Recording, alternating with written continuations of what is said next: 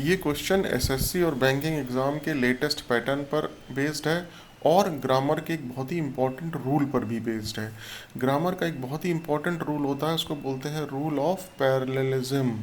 वो ये कहता है कि अगर किसी सेंटेंस के दो या दो से ज़्यादा पार्ट कंजंक्शन के थ्रू ऐड किए गए हैं तो उनके टेंसेस का जो स्ट्रक्चर है वो पैरेलल होना चाहिए, और अगर ऐसा नहीं है तो उसको बोलते हैं टेंस की इनकंसिस्टेंसी या टेंस की विसंगति की error.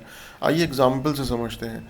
She is both intelligent and has confidence. अब यहाँ आ रहा है इज़ और यहाँ आ रहा है हैज़, इस कंजंक्शन के थ्रू दो पार्ट जुड़े हैं, इसका मतलब ये पैरेलल नहीं है।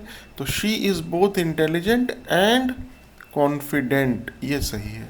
आइए एक और एग्जांपल से देखते हैं।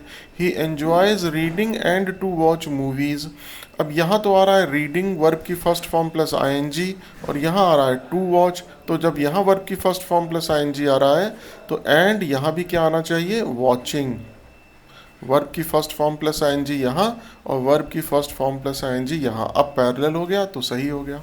आइए अपने क्वेश्चन पे आते हैं। The spokesperson claimed that the company had never and will never engage in unethical practices.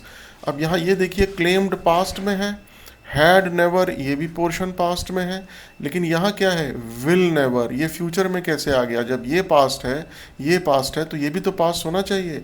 तो यहाँ क्या होगा, विल की जगह वुड, जिसको क्या बोलते हैं, पास्ट में रहते हुए फ्यूचर की बात करना। तो अब यहाँ पास्ट है, यहाँ पास्ट है और यहाँ भी पास्ट हो गया, तो अब ये सही हो गया। तो इसमें से सही ऑप्शन चारों में से कौन था, A. The spokesperson claimed that the company had never and would never engage in unethical practices, अब सही है। Thank you so much.